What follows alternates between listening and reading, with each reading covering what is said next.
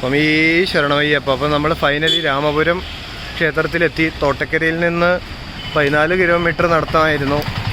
ആർക്കൊരു കുഴപ്പമൊന്നുമില്ല, എല്ലാവരും സുഖമായിരിക്കണോ. സ്വാമി ശരണമയ്യപ്പ.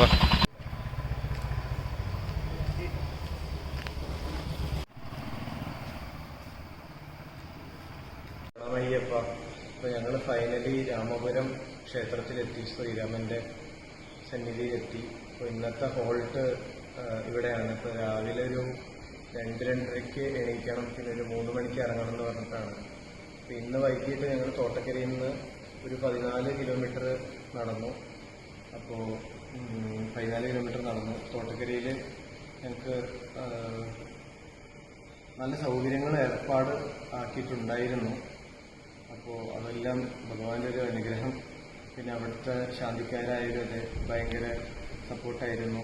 അപ്പോൾ അതിൽ നമ്മളതിനെ ഭയങ്കര ഫുഡായാലും അതെ, പിന്നെ നമുക്ക് ഇടയ്ക്ക് പ്രസാദം കൊണ്ടുവന്ന് തന്നു, പൈനാപ്പിൾ കൊണ്ടുവന്ന് തന്നു, നല്ല സ്നേഹം തന്നു ഞങ്ങൾക്ക്.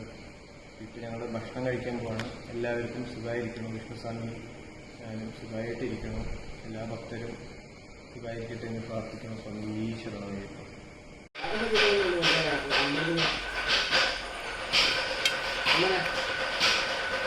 അപ്പോൾ ഇന്ന് നമ്മൾ രാമപുരം ശ്രീരാമസ്വാമി ക്ഷേത്രത്തിലാണ്. നമുക്ക് ഫുഡ് തന്ന രണ്ട് സ്വാമിമാരുണ്ട്. അങ്ങനെ വലിയ ശരണമയ്യപ്പ. അപ്പോൾ നിങ്ങളിവിടെ ഉള്ളവരെന്നാണല്ലേ? അപ്പോൾ അടുത്ത് ഹോട്ടലുകളും കാര്യങ്ങളൊന്നും ഇല്ല. ഹോട്ടലുകളാണോ? അപ്പോൾ വളരെ എത്ര മണിയാവും അടുത്ത്? അപ്പോൾ നമ്മളിപ്പോൾ സ്വാമിമാർ നടന്നു വരുമ്പോൾ എത്ര മണിക്ക് മുന്നേ പറഞ്ഞാൽ ഫുഡ് കൊണ്ടുപോകും?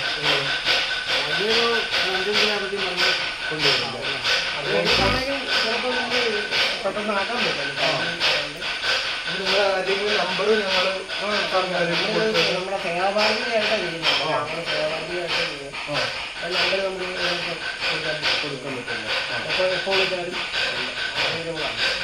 അപ്പോൾ ഞങ്ങൾ സേവാഭാരതിയുടെ നമ്പർ നിങ്ങൾ ഒന്ന് തന്നു കഴിഞ്ഞാൽ ഞങ്ങൾ ഏതെങ്കിലും അന്നത്തെ ആവശ്യങ്ങൾ 3 വർഷമായിട്ട് രാമപുരം സേവാഭാരതി നടന്നു വരുന്ന പ്രയാണക്കാണ് കൂടുതൽ പ്രയാണിക്കുക. അതൊരു വലിയ ഉപകാരമായി. ഞങ്ങൾ ശരിക്കും ഹോട്ടലിൽ തപ്പി ഇറങ്ങി. ഞങ്ങൾ 8 ഒരു 8-7:30 കൊണ്ടുള്ളിലാണ് എത്തിയത്. എന്നിട്ട് ഹോട്ടലിൽ തപ്പി ഇറങ്ങി. എന്നിട്ട് ഹോട്ടലിൽ അടുത്തടുത്ത് വരുന്നു. എന്നിട്ട് കമ്മിറ്റിക്ക് ഒരു ചേട്ടൻ അവിടെ ഞങ്ങളെടുത്ത് സംസാരിച്ചിട്ട് ഞങ്ങളെ വിളിച്ചു പറഞ്ഞത് അല്ല ചേട്ടൻ നമ്പറിലാണ് വിളിച്ചു പറഞ്ഞത്. അല്ല നമ്മുടെ വിളിച്ചു പറഞ്ഞു. ഒരു വലിയ ഉപകാരമായി എനിക്ക്. ഞങ്ങൾ തോട്ടക്കരയിൽ നിന്ന് ഭക്ഷണം കഴിക്കാതെയാണെങ്കിലും ഇവിടെ നമുക്ക് കഴിക്കാമെന്നാണ് ഉദ്ദേശിച്ചത്. എത്ര ഇതാണെന്നാലും കുറച്ച് അതെ അതെ. അപ്പോൾ ഞങ്ങൾ ഞങ്ങളുടെ അറിയണവർക്ക് ഷെയർ അനുസരിച്ച് വിളിച്ചു പറയാം.